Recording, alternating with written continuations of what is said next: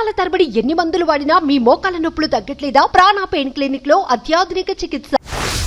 కడప ఎంపీగా కాంగ్రెస్ నుంచి బరిలో నిలిచిన వైఎస్ షర్మిల గత ఎన్నికల్లో 3,80,726 ఓట్ల మెజార్టీతో గెలిచిన అవినాష్.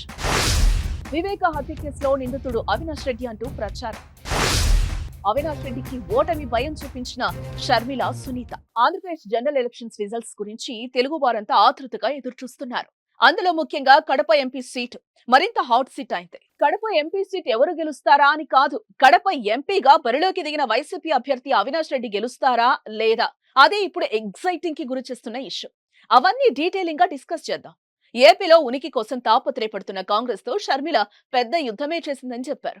ఆ యుద్ధంతో పెద్ద కొండనే ఢీకొట్టింది. పోతే వెంట్రుకొస్తే కొండ అన్నట్లుగా షర్మిల డేర్ గా దూసుకెళ్లారు.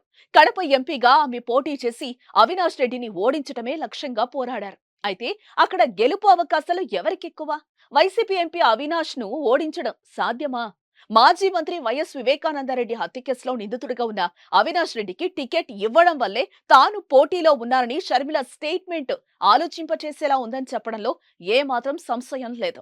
చట్టసభల్లోకి వెళ్లేవారు నేరస్తులై ఉండకూడదని, అలాంటి వారిని ప్రజలు దూరం చేయాలని షర్మిల స్ఫూర్తిదాయక ప్రసంగాలు ఇంపుగానే సాగాయి. మా నాన్నను చంపిన వాళ్లను వదిలేద్దామా అంటూ జగన్ ఉద్దేశించి వివేక కూతురు మీడియా ద్వారా సందేశం పంపించారు.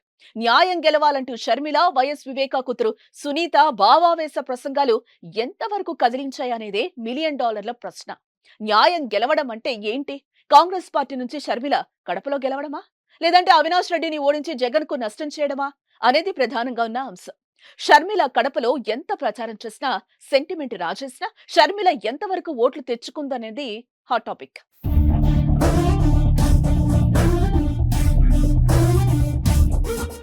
ఆమె వైసీపీ ఓట్లను చీల్చటం కోసమే అక్కడ బరిలోకి దిగారని అంటున్నారు. ఎందుకంటే షర్మిల అక్కడ గెలిచినా గెలవకపోయినా పర్లేదు, కానీ అవినాష్ రెడ్డిని మాత్రం ఓడించడమే షర్మిల టార్గెట్. టీడీపీ అధినేత చంద్రబాబు కూడా తన ప్రచారంలో హూకిల్ బాబాయ్ అంటూ జగన్ ను పదే ప్రశ్నించారు. అక్కడ టీడీపీ కూడా బలంగానే ఉంది. 1983లో ఒక్కసారి టీడీపీ గెలిచింది. 1996లో గెలుపు దగ్గర వరకు వెళ్ళింది. అలా ప్రతిసారి వైసీపీ మెజార్టీ తగ్గిస్తూ వస్తుంది టీడీపీ. జగన్ పొలిటికల్ ఎంట్రీ ఇచ్చిన తర్వాత కడపలో వైసీపీ గాలి రేంజ్ లో పెరిగిందని చెప్పుకోవచ్చు. 2014-19లో అవినాష్ రెడ్డి భారీ మెజార్టీతో విజయం సాధించారు. ఈసారి అవినాష్ రెడ్డికి పడే ఓట్లకి గండి కొడితే అక్కడ టీడీపీ గెలుస్తుందనేది అనలిస్టుల అంచనా. షర్మిల ప్లాన్ కూడా అదేనా అనే అనుమానం సహజం. ఎందుకు అంటే అవినాష్ ను ఓడించడమే టార్గెట్ అని తెలుస్తోంది షర్మిలది. 2019 ఎన్నికల్లో 3,80,000కు పైగా మెజార్టీ సాధించారు. కానీ షర్మిల ఎంత ఓట్లను చీల్చినా 2-3 లక్షల కంటే ఎక్కువైతే చీల్చలేదు. చివరికి 1,00,000 మెజార్టీతో అయినా అవినాష్ రెడ్డి గెలిచే అవకాశం కనిపిస్తోంది. అయితే ఏ మాట కామాట అవినాష్ రెడ్డికి షర్మిల, సునీతలు మాత్రం ఓటమి భయాన్ని చూపించారని అంటున్నారు అనలిస్టులు. ఇక మా చిన్నాన్న గారి విషయానికే వద్దాం. మా వివేకం చిన్నాన్నను ఎవరు చంపారో, ఎవరు చంపించారో ఆయనకు, ఆ దేవుడికి, ఈ జిల్లా ప్రజలందరికీ కూడా తెలుసు ఏం జరిగింది అన్నది.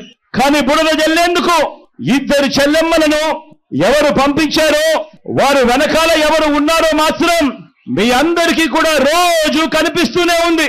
ఇంకా ఆశ్చర్యం ఏమిటో తెలుసా? వివేకం చిన్నారను అతి దారుణంగా చంపి, అవును నేనే చంపాను అని అతి హేయంగా బహిరంగంగా చెప్పుకుంటూ తిరుగుతున్న హంతకుడికి మద్దతు ఇస్తున్నది ఎవరు? మీరే రోజు చూస్తున్నారు కదా అని అడుగుతా ఉన్నాను.